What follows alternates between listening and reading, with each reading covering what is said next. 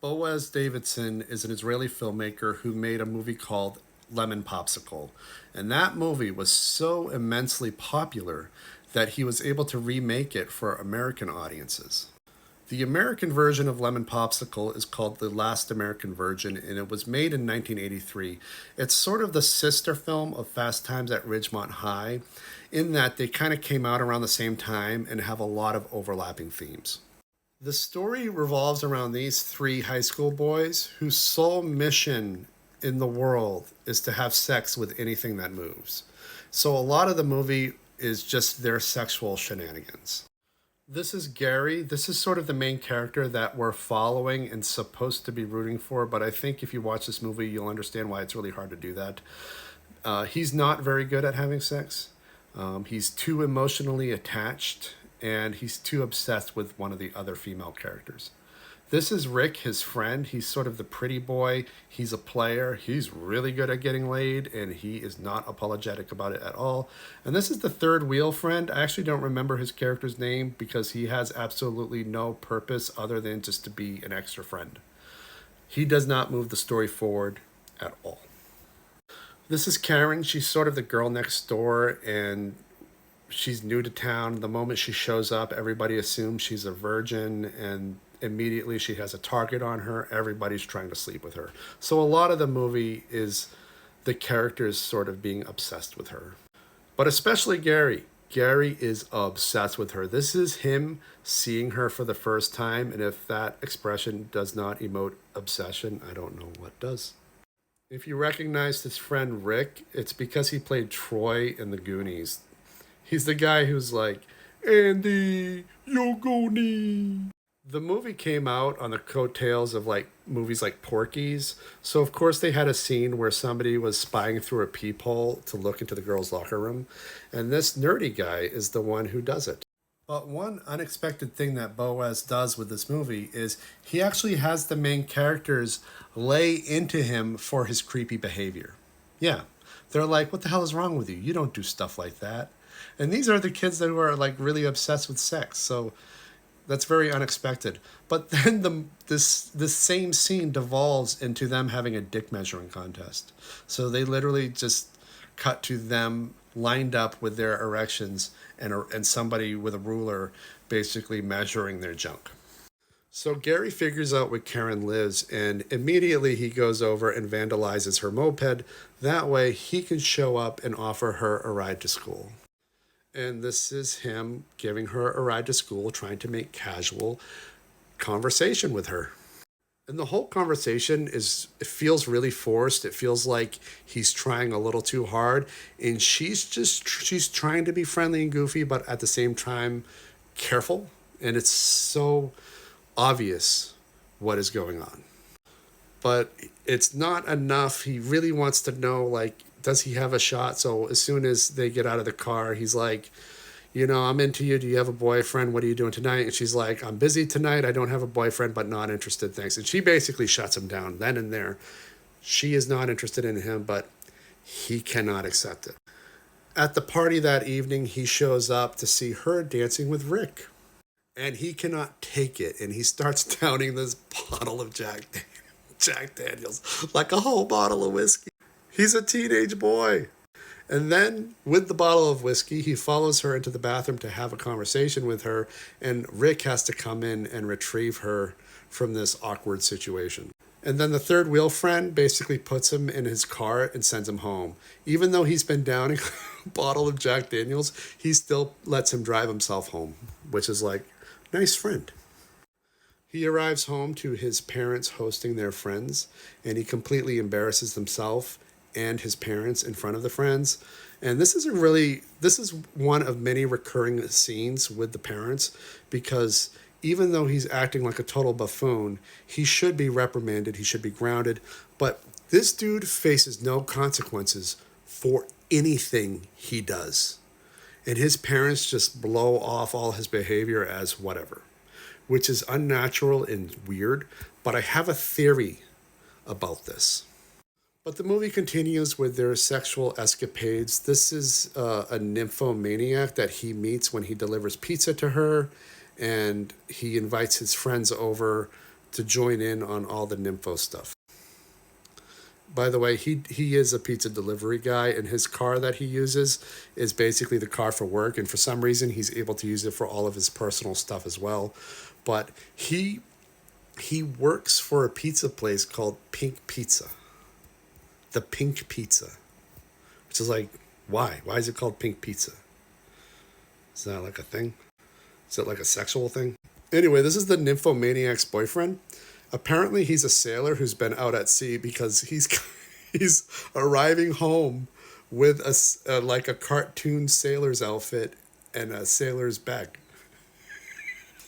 He's like the stock image of like a sailor who's been away at sea for a long time. But as the movie progresses, it's really easy to start hating all of the characters because they treat each other like shit and they don't get any consequences for the way they behave. For example, they trick this kid. This is the nerdy kid who was like looking at girls through the peephole. They trick him into giving them his car just because they needed a place to make out. But then they trash the car by driving it into the ocean, and then they run away laughing about it, leaving him without the car that he paid for. He probably worked a lot of hours to buy and restore. And again, there are no consequences. You never hear about it again after that. And that's like a major crime that they committed. Anyway, at the end of Act 2, Karen ends up sleeping with Rick, of course, because he's the one that she chose. And it ends up happening at an empty football stadium, like a high school stadium. And the whole time that they're having sex, Gary is watching from the shadows. And then Gary is at the diner where he is in complete denial that he saw what he saw. And then they return from that act. She goes into the bathroom. Rick sits down and Rick is like, yo, guess what? I effed Karen. And he's like, no, you didn't. Even though he saw it, he saw the whole thing. He's like, no, you didn't. And Rick's like, yeah, I fucked Karen. And then he's like, you effed Karen? What? And then he's like, calm down, dude. She'll hear you. And then she comes out, wicked chipper, probably the happiest she's been in the whole movie. She's like, hey, Gary. And then he storms out. He's like really pissed. But here's where the movie becomes what it truly is, where it's not the movie you thought it was. Because before, we thought we were watching a teen movie that was nothing but raunch and sexual shenanigans. But it's actually a movie about consequences. Because at the beginning of Act 3, she gets pregnant. And he wants nothing to do with it. In this scene, she's trying to get him out of the library so she can talk it through with him. And he's like, no, I'm through with you. I'm done. I've had my fun with you. Now get out of here. You're embarrassing me. The ever-nosy Gary finds her crying in the hallway and inquires as to what has happened.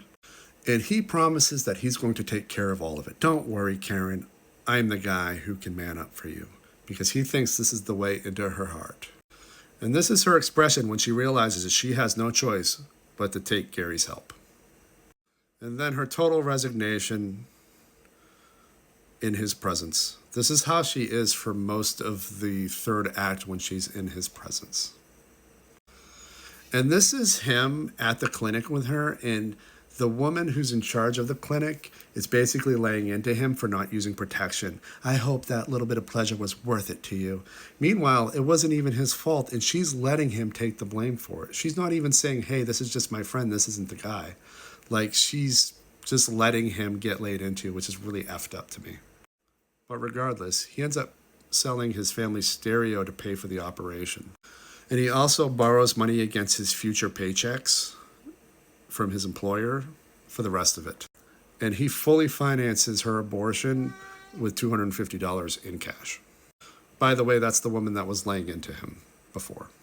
Now, maybe y'all can help me understand this. When she's done with her operation and he arrives to pick her up, he brings her a bag of oranges and a fucking tree. Now, the only thing I can think of is maybe he thought that she needed vitamin C and oxygen, but I have no idea what that's about. But then she wakes up from her anesthesia with this smile, which is screams like, ooh, that Joker. Isn't that look like that? Ooh, that Joker. Anyway, she was one of the princesses on Bill and Ted's Excellent Adventure. I have more to say about this film, so there's going to have to be a part 2. Thank you. All right, this is part two, continuing my breakdown and subsequent thoughts of the 1983 film, The Last American Virgin. Moving on. So while Karen is recovering from her abortion, Gary brings her to his late grandmother's house. This is a location that was established in conversation earlier because a lot of his friends kept asking for the keys to the house because it's a place with empty bedrooms that they wanted to bring their girlfriends to. And he never gave them the keys, but instead used it as a place to take care of her. The night before they were set to leave and go back to their friends and their families, he reveals everything to her. He's like, I am in love with you. I can't stop thinking about you. And then they kiss. And it's up in the air whether or not she actually sleeps with him, but it just fades to black while they're kissing. I don't think she did, though, but it really depends on what you think of her character. But just prior to this, she talks about having a birthday party that weekend and that he's invited. So this is him showing up to the birthday party and going into her kitchen. And this is his expression when he sees her making out with Rick, the guy that got her pregnant and then subsequently didn't give a shit about it, who, as soon as he knocked her up, broke up with her. But now that the pregnancy has been taken care of, she's back with him and embracing him ever so lovingly. And then seeing that the guy who's been obsessed with her this whole movie sees that she has gone back to him. Uh-oh. And then they both turn and just look at him. Look at that shit look they give him. This to me is pure cinema because I couldn't hate two people more than I hated these two people in this moment. This is the Daisy and Tom Buchanan moment when you realize that these are truly selfish, horrible people who only exist for themselves. And this is him sort of evolving, not devolving, evolving into a really disappointed individual. This is his growth as a character right here. And then she puts her head against his as if to say, what did you expect would happen? That I'd wind up with you? Absolutely not. And this is literally how the movie ends. This is the last shot of the movie. Him driving away from her birthday party in tears. Like, no joke. The credits start to roll right over his face as he's crying. See, this is where the movie reveals to us what it truly is about. We were misled into thinking we were watching some raunchy teen movie, some compilation of different sexcapades, one after the other. Really, we were watching a movie about consequences. And in this case, Gary's consequence for being naive, for being a little too emo, some might call him a simpy boy. But really, it's just rooted in naivety. And his major consequence is the heartbreak that he's experienced because of it. He went into debt for that girl. He gave up his ski trip for that girl. All knowing, not really knowing, but ignoring the fact, blind to the fact that she didn't care about him. Blind to the fact that she specifically said she's not interested in him. That she demonstrated again and again and again her interest in Rick. He still pursued her. He still paid for her operation. He still gave his time to her, gave up his ski trip for her so that he could do all that, only for her to wind up with him, with Rick. I mean, look at this. This is just like solid gold. This is cinema right here. This is like, you're not watching a stupid movie like Porky's, okay? You're not watching a happy ending movie like Fast Times. You're watching something so profound and real. This is the most realistic of any movie I've ever seen in my life because this is what stupid kids do. Okay, and you could say, yeah, he's the stupidest kid of them all, but they were all stupid because it's a movie about stupid kids doing stupid things. And at first you don't think there's going to be consequences, and I think that the reason there are no consequences initially is so they could set up the big consequences later. If he was constantly having consequences from his parents, he would have probably made a lot less stupid decisions than he made, but he just kept making them because he had to keep making them for the big one.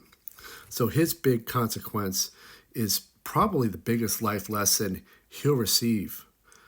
And he, as a result of all the characters, he's the one that does the most growing up by the end. This version of him here is the most grown up of all his friends, of all the characters that we'll encounter.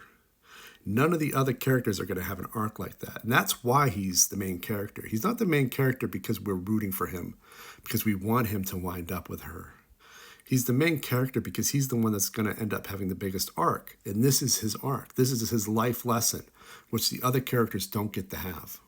The story isn't about Rick so much because he doesn't have that arc. He doesn't get to learn that lesson. He gets to continue being a piece of shit and still wind up with the girl that he threw under the bus when she got pregnant. And it's not about her either because she's a stupid kid too.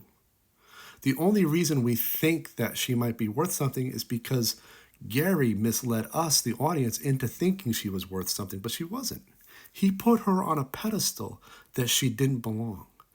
Like them, she's a stupid teenager too, making stupid teenage girl decisions. They make stupid teenage boy decisions. She makes stupid teenage girl decisions. And that's what this film is.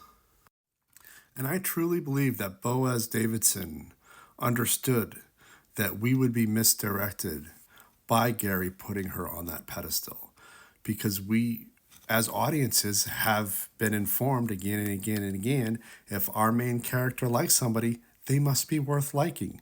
And he used that against us.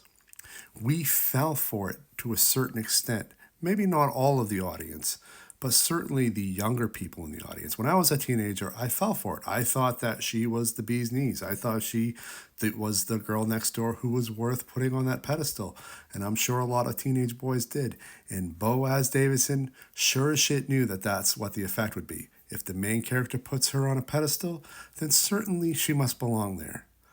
But that's not the case.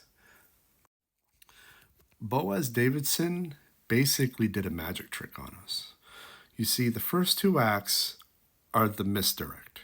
We were misdirected into thinking we were watching one kind of movie. It wasn't until the third act that we realized that we might be watching a different type of movie. But it's in those last few shots that we realize exactly what kind of movie we're watching. This shot, this shot, this shot, and this one.